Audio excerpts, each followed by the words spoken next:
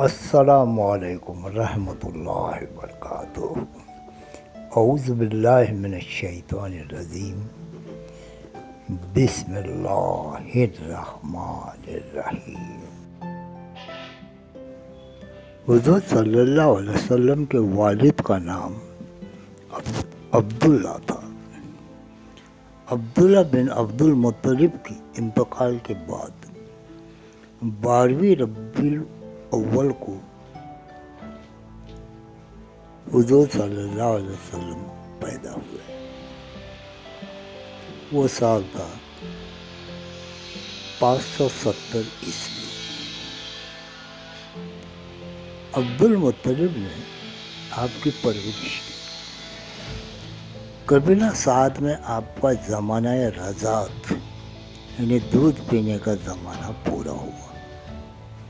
حضرت حلیمہ رضی اللہ تعالیٰ عنہ نے دودھ پلایا، اور جب نبی صلی اللہ علیہ وسلم 4 سال کے ہوئے اور اپنے رضاعی بھائیوں یعنی دودھ شریک بھائیوں کے ساتھ بکریاں چرانے کو گئے تھے، تو فرشتوں نے آ کر آپ کا شکم یعنی سینہ مبارک چاک کر کے قلب یعنی دل کو نکالا اور اس سے ایک سیاہ نقطہ الگ کر کے دل کو اور آنتوں کو دھویا۔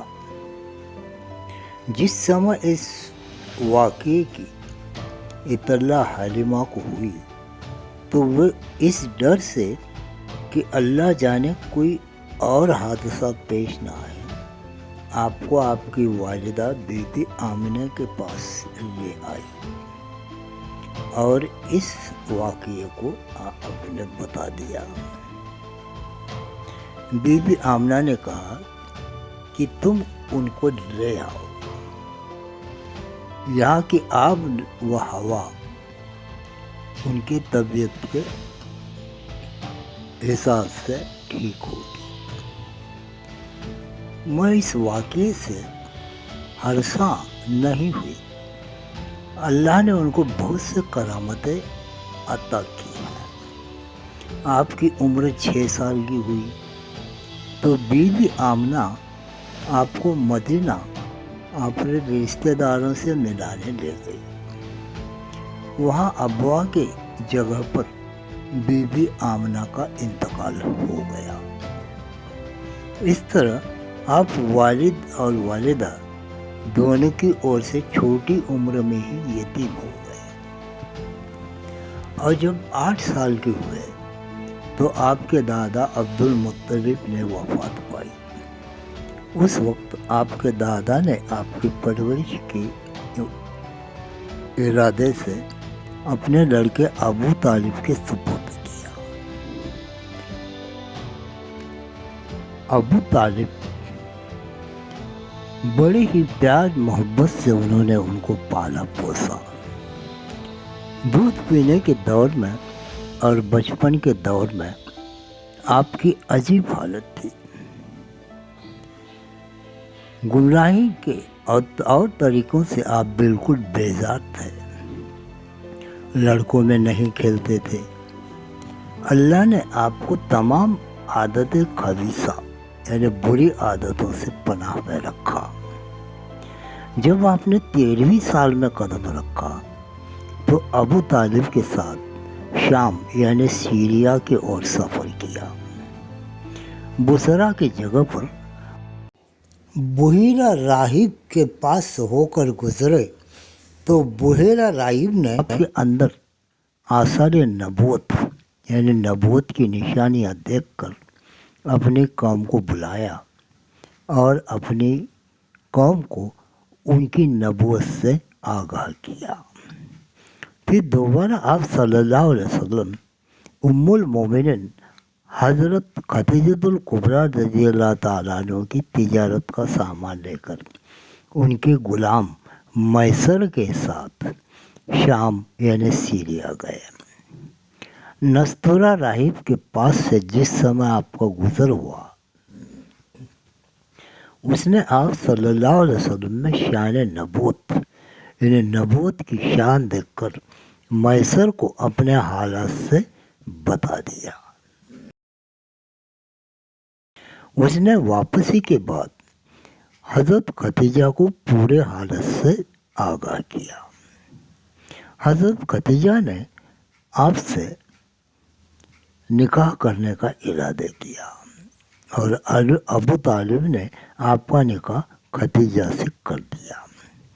نبی صلی اللہ علیہ وسلم کی عمر شریف اس سمے 25 سال کی تھی۔ جب آپ 35 سال کے ہوئے تو قریش نے کعبے کو گرا کر دوبارہ بنانا شروع کیا۔ اس وقت حجر اسود یعنی وہ کالا پتھر جو کعبہ میں لگا ہے، اس کے رکھنے کا وقت آیا تو آپس میں سب لڑنے لگے۔ ہر آدمی یہ چاہتا تھا کہ حجر اسود یعنی کالے پتھر کو میں اپنے ہاتھ سے رکھوں۔ پھر کچھ سوچ کر قریش ایک ہو کر مشورہ کرنے لگے۔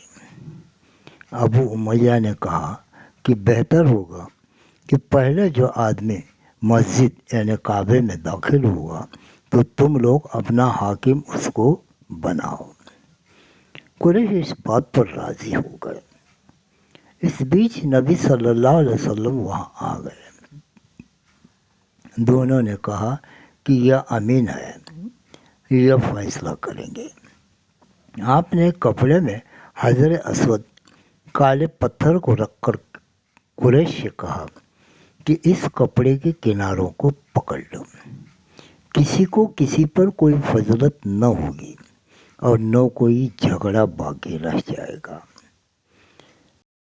قریش نے آپ کے کہنے سے کپڑے کے کنارے پکڑ لیے۔ جس سمے حجر اسود مقام کے نزدیک پہنچا، آپ نے اپنے ہاتھ سے لے کر اس کو اسی جگہ پر رکھ دیا۔ اس کے بعد نبی صلی اللہ علیہ وسلم طہارت اور عبادت اور بہت ہی کوشش فرمانے لگے۔ آپ کی ذات میں ایک اعلیٰ درجے کا اخلاق اور صبر اور فصاحت تھی۔ جوانی میں ہی آپ کو عبادت کا شوق تھا۔ حضرت خدیجہ رضی اللہ تعالیٰ عنہ سے کئی دن کا کھانا تیار کرا کے اپنے ساتھ لے جایا کرتے تھے۔ پہاڑوں میں غار حرا آدی میں آپ رات دن کئی دنوں تک مصروف عبادت میں رہتے تھے اور آپ کو لوگ امین کہا کرتے تھے۔ وحی کے اترنے سے پہلے نبی صلی اللہ علیہ وسلم نے رویا صالحت یعنی سچے خواب دیکھنا شروع کیے۔ کاہنوں اور آسمانی کتابوں کی جانکاروں نے، عالموں نے آپ کی شان و نبوت کے چرچے اور ذکر کرنا شروع کر دیے، اور نبی صلی اللہ علیہ وسلم عبادت کے خیال سے تنہائی اور خلوت میں زیادہ سے زیادہ رہنا پسند فرمانے لگے۔ اکثر غار حرا میں تشریف لے جاتے اور وہیں 2-4 راتیں لگاتار عبادت الہی میں لگے رہتے، یہاں تک کہ آپ کی پیدائش کے 40ویں سال آپ پر وحی نازل ہوئی۔ پہلے فرشتہ آدمی کے روپ میں آتا تھا اور آپ سے باتیں کرتا تھا، اور کبھی آپ پر القاء یعنی اپنے آپ سے وحی آتی تھی، اور کسی وقت چادر یا کوئی اور چیز لپٹ کر لیٹ جاتے تھے اور وحی گھنٹی کی آواز کی طرح نازل ہوتی تھی۔ اس پچھلی صورت کو آپ نے بہت تکلیف ہوتی تھی، جیسا کہ حدیث شریف میں آیا ہے، وَهُوَ أَشَدُّ عَلَىٰ، اور وہ مجھ پر بہت سخت ہے۔ سخت جاڑے میں آپ پسینے ہو جاتے تھے۔ مطلب یہ ہے کہ جو وحی شروع میں آپ پر غار حرا میں نازل ہوئی تھی وہ یہ تھی، اقرأ بسمک الذی خلق، خلق الانسان من علق، اقرأ وربک الاکرم الذی علم بالقلم، علم الانسان ما لم یعلم۔ بی بی خدیجہ رضی اللہ تعالیٰ عنہ نے آپ کی باتوں کی تصدیق کی اور آپ پر ایمان لائی۔ اس کے بعد نبی صلی اللہ علیہ وسلم پر نماز فرض کی گئی۔ حضرت جبریل علیہ السلام تو آئے اور وضو کر کے نماز کے پورے ارکان اور ترکیب آپ کو نماز پڑھ کر دکھا دی۔ اس کے بعد معراج کی رات میں آپ مکہ سے بیت المقدس اور پھر وہاں سے ساتوں آسمان اور سدرۃ المنتہا پر تشریف لے گئے۔ اس طرح پورا ہوا حضور صلی اللہ علیہ وسلم کا بچپن سے نبوت تک کا 40 سال کا یہ سفر۔ اب درود شریف پڑھا جاتا ہے۔ اللہم صلی علی سیدنا و مولانا محمد عدد ما فی علم اللہ صلاۃ دائمۃ بدوام ملک اللہ۔ اس ویڈیو کو لائک کریں، شیئر کریں، اپنے دوست احبابوں میں بھیج دیں اور اس کو سبسکرائب کرنا نہ بھولیں۔ اللہ تبارک و تعالیٰ تمہیں اور مجھے بھی اپنی رحمت اور برکتوں سے نوازے، دنیا میں بھی، برزخ میں بھی اور آخرت میں بھی، انشاءاللہ۔ آمین ثم آمین۔ اللہ حافظ۔